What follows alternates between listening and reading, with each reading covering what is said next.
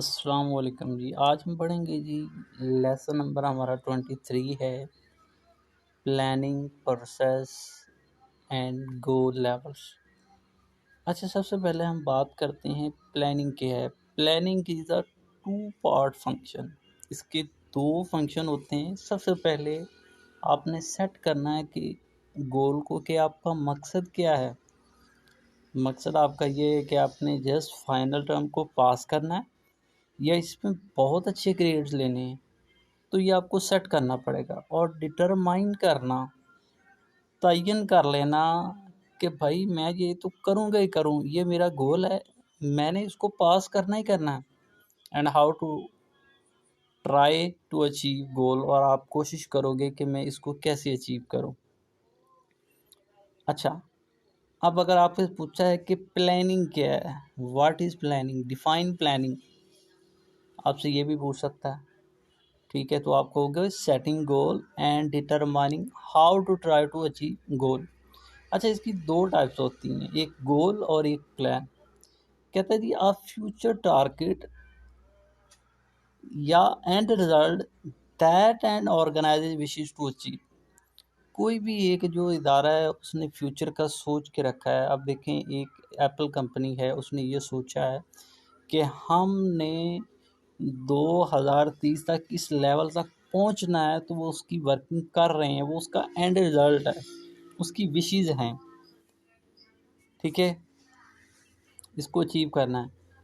Plan क्या है, इसका मतलब है कि अटेम्प्टिंग टू रीच गोल, कि हाँ वाकई आप कर चुके हो, वो तो आपकी गोल तो ये है ना कि आप ये करना चाहते हो, एंड रिजल्ट तक पहुंचना चाहते हो।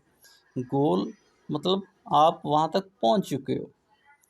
अच्छा, तो मिशन या मिशन स्टेटमेंट ये आया हुआ है, ये यहाँ तक आप याद करोगे।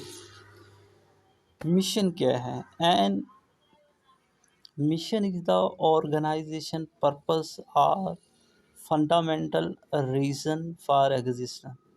अब मिशन एक ऑर्गेनाइजेशन का मकसद जो होता है, वो उसका वजूद होता है कि मेरा मिशन ये है कि मैं अपनी कंपनी को बहुत आगे लेके जाना चाहता हूँ। वो तभी होगा जब मेरी मैनेजमेंट बहुत अच्छी होगी, मेरे वर्कर काम करेंगे। मिशन स्टेटमेंट की बात करते हैं, कहता है broad declaration of the basic. अगर आप उसको ब्रॉड लेवल पे लेके जाना चाह रहे हो, उसकी जो बेसिक हैं, आपका एक यूनिक पर्पस होना चाहिए, दूसरों से अलग होना चाहिए। आपकी अगर मोबाइल के अंदर आप देखें, ओप्पो है या वीवो है, ओप्पो अपने ऐसे फीचर, यूनिक फीचर देता है जो वीवो के अंदर नहीं है।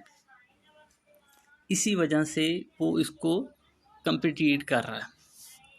And scope of operation that distinction. अब कहता है यही ओप्पो और वीवो की जो खूबियाँ हैं ना, वो उसको उसके अंदर डिफरेंस लेके आ रहे हैं।